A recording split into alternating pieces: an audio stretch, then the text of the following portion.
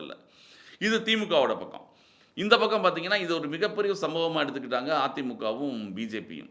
அதிமுக எடப்பாடி பழனிசாமி அவர்கள் ஆரம்பத்திலிருந்து ஆம்புலன்ஸ் வந்தது அப்படின்னு ஒரு காரணம் சொல்றாரு. இந்த ஆம்புலன்ஸ் வந்ததற்கான காரணத்தை செந்தில் பாலாஜி அவர்கள் விளக்கியிருக்காரு. ஆனாலும் ஆம்புலன்ஸ் வந்தது. ஏன் ஆம்புலன்ஸ் வந்ததுன்னு கேட்குறாங்க. அரசாங்க தரப்புலேருந்து ஆம்புலன்ஸ் 2 ஆம்புலன்ஸ் வந்ததுக்கான காரணத்தையும் சொல்றாங்க. ஆனாலும் ஏற்க மறுக்கிறாங்க. இந்த பக்கம் பார்த்தீங்கன்னா, பிஜேபி இதற்காக வந்து ஒரு எம்பிக்களை கொண்ட என்டிஏவோட எம்பிக்கள் கொண்ட குழுவை இங்கே வரவழைச்சு, அவங்க வந்து ஒரு பிரஸ் மீட்க்கு ஏற்பாடு பண்றாங்க. கரூரை சுற்றி எல்லா நடந்த சம்பவம் இந்த வேலுச்சாமிபுரத்தில் இருந்த சம்பவ இடத்துக்கு அவங்க போறாங்க. அங்க ஹேமமாலினி போன்றவர்கள் பேசும்பொழுது, அங்க திரு அண்ணாமலை அவர்கள் இருக்காரு, நயினா நாகேந்திரன் இருக்காரு, இந்த எம்பிக்கள் குழு இருக்காங்க. அங்கு நடந்த சம்பவங்களை அவர்கள் கேட்கும்போது, அன்பர்கள் என்ன நடந்தது அப்படிங்கிறத கேட்க மாட்டேங்கிறாங்க. அதில நம்ம பார்த்தோம்னா, இந்த மாரி நடந்திருக்குமா? ஒருவேளை சதித்திட்டம் இருந்ததா?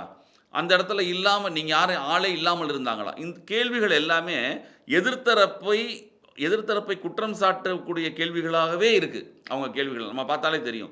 நடந்த சம்பவம் என்ன? அதற்கான காரணம் என்ன? என்ன நடந்தது? அப்படிங்கிறத விட்டுட்டு, இந்த மாரி நடந்திருக்கா? இந்த மாரி ஒருவேளை ஆயிருக்குமோ? அப்படிங்கும் பொழுது, சொல்பவர்களுடைய மனத நேரடியாக இப்படிதான் ஆயிருக்கும் அப்படின்ற மாரி சொல்ல வைக்கிறது.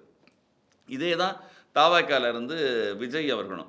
விஜய் அவர்கள் வந்து இங்கே 41 பேர் இறந்ததற்கான விஷயங்களே விட்டுட்டாரு. விட்டுட்டு அவரு காணொளியில வேற பேசிட்டு இருக்காரு. எங்களை முடிந்தால் நீங்கள் வேற என்ன உங்களுக்கு ஏதாவது என்னை பழி வாங்கணும்னா என்னை பழி வாங்க சிஎம் சார் அப்படின்னு அவர் வேற ஒண்ணு பேசுறாரு.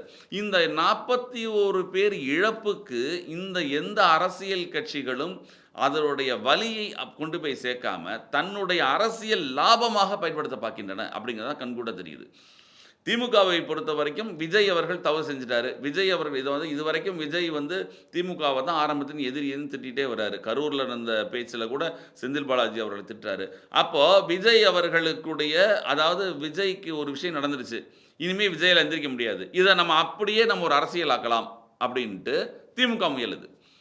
இது அப்ப விஜய்க்கு ஒரு விஜய்க்கும் பிஜேபிய வந்து விஜய் தொடர்ந்து அவரும் பிஜேபியும் அட்டாக் பண்ணிட்டே இருக்காரு. பாசிச பாஜகன்றாரு. கொள்கை எதிரி பாஜகன்னாரு, அரசியல் எதிரி திமுகன்னாரு. அப்ப அந்த கொள்கை எதிரியான பிஜேபி எப்புட்றா இந்த விஜய் என்ன பண்ணலாம்னு யோசிச்சிருந்திருப்பாங்க. இன்னொன்று அவங்களுக்கு இப்போ திமுகவை எதிர்ப்பதற்கு இது ஒரு சரியான ஒரு விஷயம் ஆயிடுச்சு அவங்களுக்கு பிஜேபிக்கு. அதனால அதிமுகவும், பிஜேபியும் இணைந்து தாவேகாவுக்கு பதில் சொல்ற மாரி தாவேகாவை கையில் எடுக்கிறது போன்ற ஒரு விஷயங்கள் நடக்குது. மொத்தத்தில அவங்களும் இது அரசியல் தான் செய்றாங்க.